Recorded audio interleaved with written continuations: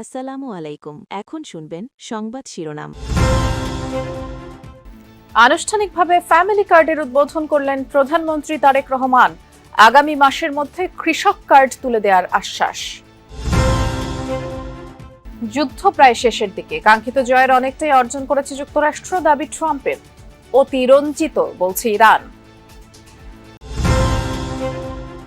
সংঘাত কমার আভাসে বিশ্ববাজারে নিম্নমুখী তেলের দাম। ঢাকায় পাম্পের বাইরে যানবাহনের দীর্ঘ সারি। ৩.৫ বছরেও রাজধানীর সুপার স্পেশালাইজড হাসপাতালে মিলছে না বিশ্বমানের সেবা। বিএমইউ থেকে আলাদা করে স্বায়ত্তশাসনের দাবি। এতক্ষণ শুনছিলেন সংবাদ শিরোনাম। এখন শুনবেন বিস্তারিত। ফ্যামিলি কার্ড বিতরণের মাধ্যমে দেশের নারী সমাজকে অর্থনৈতিকভাবে স্বাবলম্বী করার অঙ্গীকার করলেন প্রধানমন্ত্রী তারেক রহমান। আজ রাজধানীর কড়াইল সাততলা ভাসানটেক বস্তির নারীদের হাতে এই কার্ড তুলে দিয়ে তিনি বলেছেন, নারীদের ক্ষমতায়ন ছাড়া দেশের প্রকৃত উন্নয়ন সম্ভব নয়। কড়াইল বস্তিতে আয়োজিত এক অনুষ্ঠানে প্রধানমন্ত্রী জানান, পাইলট প্রকল্পের আওতায় প্রাথমিকভাবে ১৫ জন নারীকে কার্ড তুলে দেন তিনি। আগামী ৫ বছরের মধ্যে দেশের ৪ কোটি নারীর কাছে এই ফ্যামিলি কার্ড পৌঁছে দেওয়ার লক্ষ্যমাত্রা নির্ধারণ করেছে সরকার। শুধু তাই নয়, কৃষকদের ভাগ্য উন্নয়নে আগামী মাস থেকেই শুরু হচ্ছে কৃষক কার্ড বিতরণ কার্যক্রম। অনুষ্ঠানে প্রধানমন্ত্রী স্পষ্ট করেন, বৈশ্বিক অস্থিরতা ও মধ্যপ্রাচ্য পরিস্থিতির কারণে কিছু ক্ষেত্রে সময় লাগলেও জনকল্যাণের প্রতিটি প্রতিশ্রুতি বাস্তবায়ন করা হবে। সামাজিক নিরাপত্তা নিশ্চিত করতে মোবাইল ফিনান্সিয়াল সার্ভিসের মাধ্যমে সরাসরি অর্থ সহায়তা পৌঁছে দেওয়ার এই উদ্যোগকে তিনি একটি ঐতিহাসিক পদক্ষেপ হিসেবেই অভিহিত করেন। এ সময় তিনি দেশ গড়ার কাজে সবাইকে ধৈর্য ধরার আহ্বান জানান। প্রাথমিকভাবে দেশের ১৩টি জেলার ১৫টি ওয়ার্ডের প্রায় ৩৭,৫৬৭ জন এই ফ্যামিলি কার্ডের আওতায় আসছেন। দেশের নারী প্রধান পরিবারগুলোর জন্য পরীক্ষামূলকভাবে ফ্যামিলি কার্ড কর্মসূচি চালু হয়েছে। প্রধানমন্ত্রী তারেক রহমান ঢাকায় এই কর্মসূচির উদ্বোধন করেন। একই সাথে দেশের আরও ১২টি জেলায় পাইলটিং কর্মসূচির আওতায় ফ্যামিলি কার্ড দেওয়া হয়েছে। এতে করে উচ্ছ্বাস প্রকাশ করেন সুবিধাভোগী নারীরা। ঠাকুরগাঁয়ে উদ্বোধনী অনুষ্ঠানে উপস্থিত ছিলেন স্থানীয় সরকার মন্ত্রী মির্জা ফখরুল ইসলাম আলমগীর। এ সময় তিনি বলেন, প্রাথমিকভাবে ফ্যামিলি কার্ড বিতরণ শুরু হয়েছে, পর্যায়ক্রমে নীতিমালা অনুযায়ী বাকিদেরও এই সামাজিক সুরক্ষা কর্মসূচির আওতায় আনতে হবে। চট্টগ্রামে পাইলটিং কর্মসূচির উদ্বোধন করেন অর্থ ও পরিকল্পনা মন্ত্রী আমির খসরু মাহমুদ চৌধুরী। বলেন, নির্বাচনের সময় বিএনপি যে ওয়াদা করেছে তা সরকার গঠনের ১ মাসের মধ্যেই বাস্তবায়ন শুরু করেছে। ইরানে কাঙ্ক্ষিত জয়ের অনেকটাই অর্জন করে ফেলেছে যুক্তরাষ্ট্র। যুদ্ধ প্রায় শেষের দিকে বলে মন্তব্য করেছেন মার্কিন প্রেসিডেন্ট ডোনাল্ড ট্রাম্প। দাবি করেন, এরই মধ্যে ইরানের ড্রোন ও ক্ষেপণাস্ত্র সক্ষমতা প্রায় ধ্বংস হয়ে গেছে। তবে ট্রাম্পের এই মন্তব্যের তীব্র প্রতিক্রিয়া জানিয়েছে ইরানের বিপ্লবী গার্ড IRGC।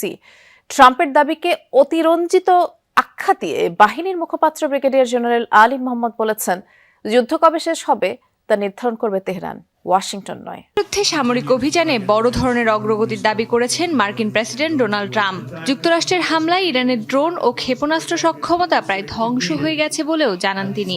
হোয়াইট হাউসে সাংবাদিকদের সঙ্গে কথা বলতে গিয়ে ট্রাম্প বলেন, ইরানের বিভিন্ন স্থাপনায় ২,০০০ পাউন্ডের বোমা ফেলেছে মার্কিন B-2 বোমারু বিমান। এতে বহু মিসাইল লঞ্চার ধ্বংস হয়েছে এবং অনেকগুলো মাটির নিচেই চাপা পড়েছে। ড্রোন এবং ক্ষেপণাস্ত্র কারখানার ওপর ধারাবাহিক হামলার কথাও জানান। ট্রাম্পের দাবি, যুক্তরাষ্ট্রের হামলায় ইরানের ক্ষেপণাস্ত্র লঞ্চারের সংখ্যা ৯০%-এরও বেশি কমে গেছে, আর ড্রোন হামলার হার কমেছে প্রায় ৮৩%। আমরা ইরানের কোথায় কোথায় ড্রোন তৈরি হয় সবই এখন জানি এবং একের পর এক সেগুলো ধ্বংস করা হচ্ছে। তাদের মিসাইল লঞ্চার ৯০%-এর বেশি ধ্বংস হয়ে গেছে। ড্রোন হামলাও প্রায় পুরোপুরি কমে গেছে। চলমান অপারেশন এপিক ফিউরি খুব দ্রুতই শেষ হবে বলে দাবি করেন ট্রাম্প। আজও রাজধানীতে জ্বালানি তেলের সংকট রয়েছে।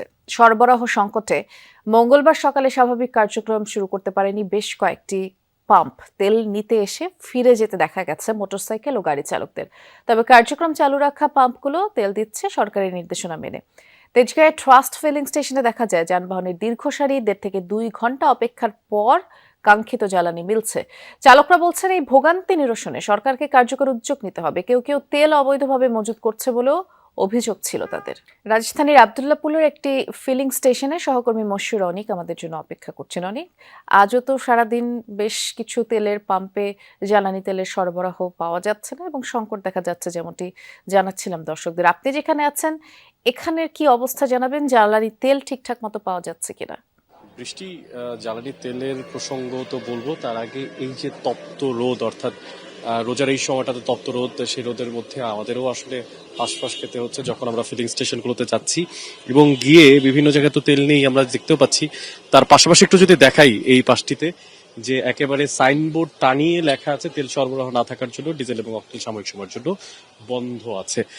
তা তো বটেই, এখানে যারা আসলে তেল নিতে আসছেন তারা সাইনবোর্ড তো পড়ছেন, দেখছেন, কিন্তু বিভিন্ন জায়গায় আমার ঠিক এই সিরিয়ালটিতে 4টি ফিলিং স্টেশন যেখানে অনেকেই আসছেন।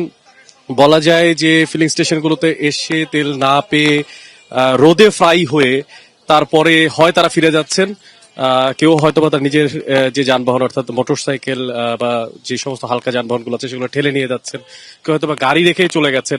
যেমন আমি একটা গাড়ি দেখতে পেয়েছিলাম কিছুক্ষণ আগে, যেটি হচ্ছে তেল না থাকার কারণে তিনি নিয়ে যেতে পারছেন না, অর্থাৎ তিনি রেখে গেছেন আজকে কালকে যখনই তেল আসুক না কেন তেল নিয়ে তারপরে সে গাড়ি স্টার্ট করতে পারবে, এমনটা তিনি বলছিলেন।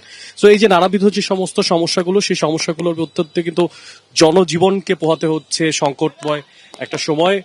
যেখানে এই ফিলিং স্টেশন যেখানে আমি আছি, গত পরশুদিন শেষবারের মতো এখানে তেল এসেছিল, গতকালকেও তেল আসেনি, আজকেও মালিক পক্ষের কেউ কেউ যখন ডিপোতে গিয়েছেন তাদেরকে আশ্বাস দেওয়া হয়েছে। এ যেন স্বপ্নভঙ্গের গল্প।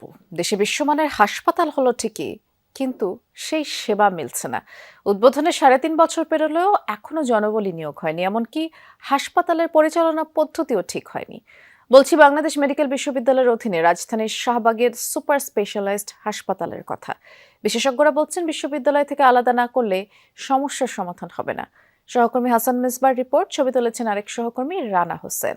স্থাপত্য আর বিশ্বমানের চিকিৎসা সুবিধা নিয়ে প্রস্তুত এক হাসপাতাল, নাম সুপার স্পেশালাইজড, যা বাংলাদেশ মেডিকেল বিশ্ববিদ্যালয়ের অধীনে।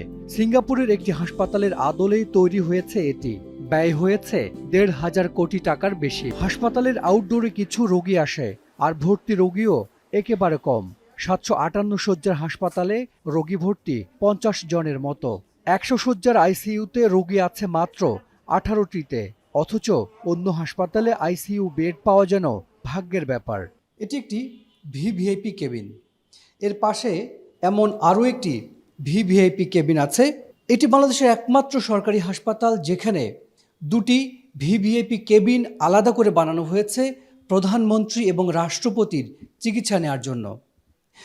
এখানে অত্যাধুনিক নানান সুযোগ সুবিধা আছে, কিন্তু উদ্বোধনের পর থেকে নিয়ে এ পর্যন্ত এই কেবিন দুটিতে রাষ্ট্রের শীর্ষ ব্যক্তিদের কেউই চিকিৎসা নিতে আসেননি। প্রতিদিন সামান্য কিছু পরীক্ষা নিরীক্ষা হয় ল্যাবে। প্রায় অলস পড়ে আছে শত কোটি টাকার যন্ত্রপাতি। এসি নষ্ট, চলছে ফ্যান, তেমন কাজে আসছে না 14টি অপারেশন থিয়েটার। এখন বেতন কাঠামো নিয়ে প্রশ্ন করাটাই তো আসলে উচিত নয়।